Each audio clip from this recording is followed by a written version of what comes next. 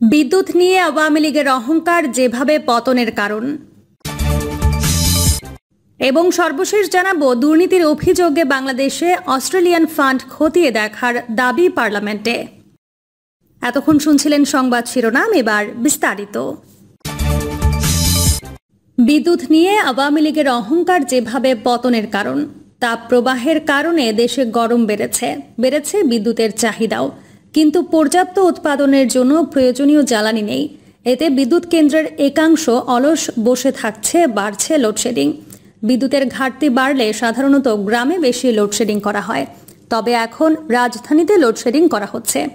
ঢাকার বিভিন্ন এলাকার বাসিন্দারা জানান, গতকাল মঙ্গলবার কয়েক দফা করে লোডশেডিং হয়েছে।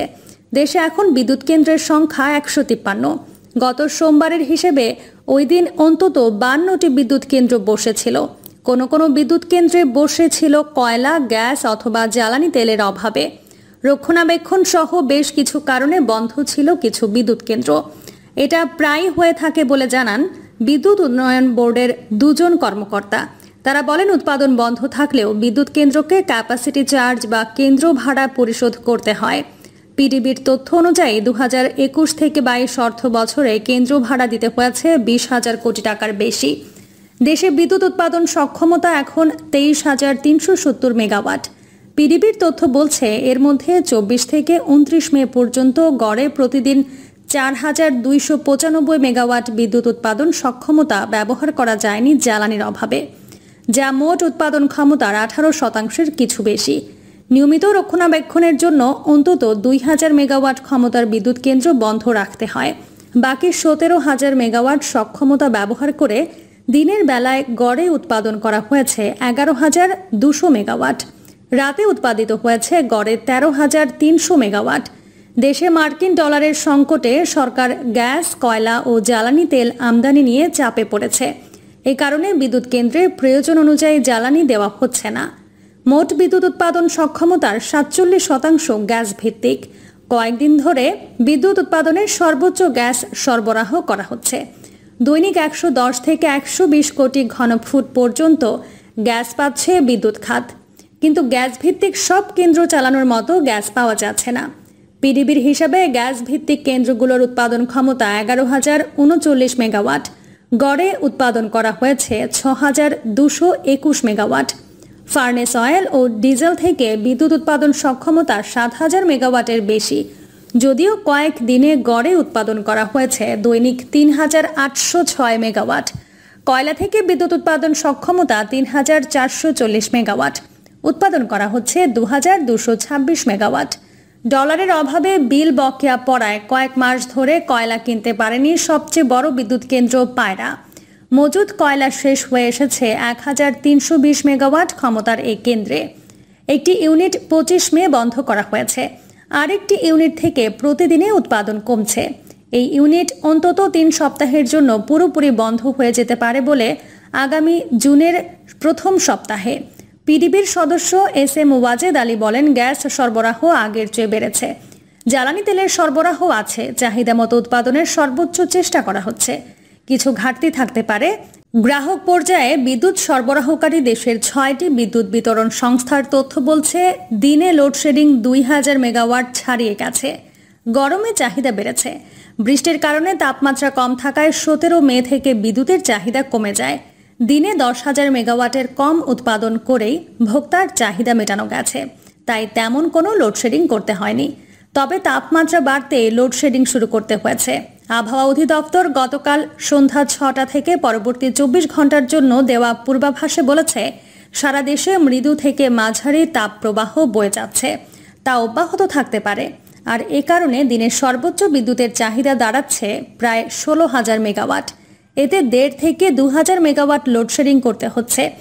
বিদ্যুৎ কেন্দ্র থেকে জাতীয় গ্রিডে বিদ্যুৎ সঞ্চালনের একমাত্র রাষ্ট্রীয় সংস্থা power grid company of Bangladesh বলছে, গত সোমবার সর্বোচ্চ লোডশেডিং হয়েছে রাত 12টায় 1,726 মেগাওয়াট। আর গতকাল দিনের বেলায় সর্বোচ্চ লোডশেডিং হয়েছে সকাল 10টায় 1,506 মেগাওয়াট। রাতে বিদ্যুতের চাহিদা বাড়ে, এতে ঘাটতি আরও বেশি হতে পারে বলে ধারণা দিয়েছিলেন কর্মকর্তারা। বেড়েছে লোডশেডিং। গ্রাহক পর্যায়ে বিদ্যুৎ সরবরাহকারী দেশের 6টি বিদ্যুৎ বিতরণ সংস্থার তথ্য বলছে, দিনে লোডশেডিং 2000 মেগাওয়াট ছাড়িয়ে গেছে। দেশের সবচেয়ে বড় বিদ্যুৎ বিতরণ সংস্থা পল্লী বিদ্যুতায়ন বোর্ড সোমবার লোডশেডিং করেছে 866 মেগাওয়াট। গতকাল লোডশেডিং 1000 মেগাওয়াট ছাড়িয়েছে। সবচেয়ে বেশি লোডশেডিং হয়েছে খুলনা, রাজশাহী ও ময়মনসিংহের গ্রাম এলাকায়। ঢাকা শহরে গতকাল গড়ে 2 ঘন্টা লোডশেডিং করেছে দুই বিতরণ সংস্থা, ঢাকা ইলেকট্রিক সাপ্লাই কোম্পানি ও ঢাকা পাওয়ার ডিস্ট্রিবিউশন কোম্পানি। গতকাল বিকেল 4টার দুটি সংস্থার বিদ্যুতের চাহিদা ছিল 2800 মেগাওয়াট। তারা চাহিদার চেয়ে 450 মেগাওয়াট কম পেয়েছে। এই ঘাটতি পূরণ করা হয়েছে লোডশেডিং করে। বিদ্যুৎ উৎপাদনে রেকর্ড, তবু কেন লোডশেডিং? দেশে রেকর্ড বিদ্যুৎ উৎপাদন করা হচ্ছে, তবুও প্রচণ্ড গরমে নিরবিচ্ছিন্ন বিদ্যুৎ পাচ্ছেন না বিভিন্ন স্থানের মানুষ। কারিগরি কারণে রাজধানী ঢাকা এবং বিদ্যুৎ সরবরাহে ঘাটতি থাকায় ঢাকার বাইরে কিছু এলাকায় লোডশেডিংয়ে ভুগছেন মানুষ। বিদ্যুৎ বিভাগ সূত্র বলছে, আগামী মে মাসে সর্বোচ্চ বিদ্যুৎ চাহিদা ধরে 16,000 মেগাওয়াট উৎপাদনের লক্ষ্যমাত্রা নেওয়া হয়েছিল। টানা প্রচণ্ড গরমের কারণে এপ্রিলে চাহিদার 16,000 মেগাওয়াট ছাড়িয়ে গেছে। এর মধ্যে সর্বোচ্চ বিদ্যুৎ উৎপাদিত হয়েছে গত রাতে 15,604 মেগাওয়াট। দুপুর থেকে সন্ধ্যা পর্যন্ত সময়ে গরম থাকছে বেশি। এ সময় সর্বোচ্চ উৎপাদন করা হচ্ছে 14,000 মেগাওয়াট। এতে কখনো কখনো ঘাটতি থাকছে 2,000 মেগাওয়াটের বেশি। অবশ্য পরিস্থিতি গত বছরের জুলাইয়ের চেয়ে ভালো। তখন ডলার সংকটে পড়ে জ্বালানি সাশ্রয়ের জন্য সরকার পরিকল্পিত লোডশেডিং করেছিল। বিদ্যুৎ বিভাগের ওয়েবসাইটে দেওয়া তথ্য অনুযায়ী 2009 সালে আওয়ামী লীগ সরকার যখন দায়িত্ব নেয়, তখন বিদ্যুৎ উৎপাদন ক্ষমতা ছিল 4,942 মেগাওয়াট। এখন সেটা 23,000 মেগাওয়াটের বেশি। সরকার বিদ্যুৎ উৎপাদনের সক্ষমতা বাড়িয়ে লোডশেডিংয়ের দুঃসহ পরিস্থিতি দূর করতে পেরেছে।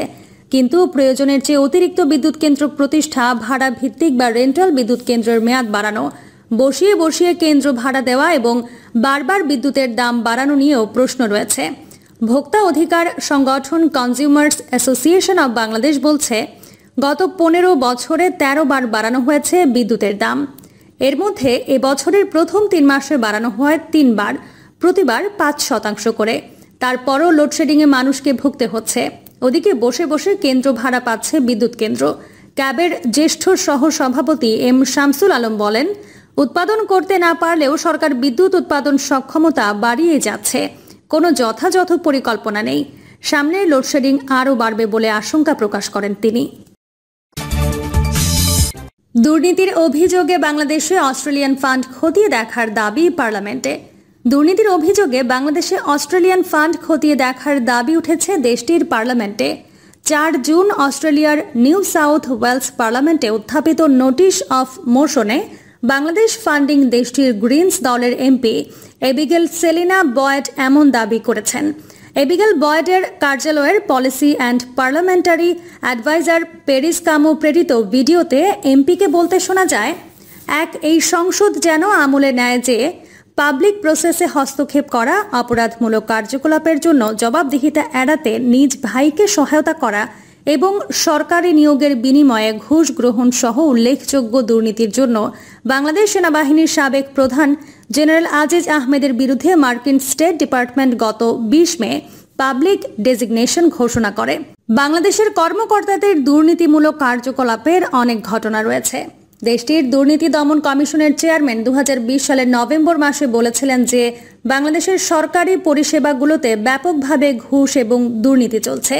দুর্নীতি বাংলাদেশের গণতান্ত্রিক প্রতিষ্ঠানগুলো এবং সরকারি প্রতিষ্ঠান ও প্রক্রিয়ার প্রতি জনগণের আস্থা ক্ষুণ্ণ করেছে। বাংলাদেশের কর্তৃপক্ষ গণতান্ত্রিক প্রতিষ্ঠান ও প্রক্রিয়াকে ক্ষুণ্ণ করেছে। নির্বাচনে কারচুপি করে এবং ক্ষমতা ধরে রাখার জন্য বিরোধী দলের 8,000 জনেরও বেশি সদস্যকে গ্রেপ্তার করে কিংবা সহিংসভাবে নীরব করে দিয়ে নিজ নাগরিকদের নির্বিচারে গ্রেপ্তার, ভয়ভীতি, নজরদারি, চাঁদাবাজি এবং নির্যাতনের শিকার করে এবং 2009 সাল থেকে 600 জনেরও বেশি মানুষকে গুম করে, যাদের মধ্যে 100 জন এখনও নিখোঁজ রয়েছেন। 2 এই সংসদ যেন আমলে নেয় যে অস্ট্রেলিয়া সরকার 2023-24 অর্থ বছরে বাংলাদেশকে উন্নয়নমূলক সহায়তা হিসেবে $116.2 মিলিয়ন দিয়েছে এবং অস্ট্রেলিয়ায় স্নাতক স্তরে অধ্যয়নরত বাংলাদেশি শিক্ষার্থীদের সমর্থন করে। এই অর্থ এবং সহায়তা কিভাবে বিতরণ করা হয় সে সম্পর্কে সতর্ক নজরদারি না করে অস্ট্রেলিয়ার দুর্নীতিগ্রস্ত কর্মকর্তাদের পকেটে অর্থ তুলে দেওয়ার ঝুঁকিতে রয়েছে, যারা কিনা মানবাধিকার লঙ্ঘনে সক্রিয়ভাবে অংশ নিয়েছে এবং গণতন্ত্রকে ক্ষুণ্ণ করেছে।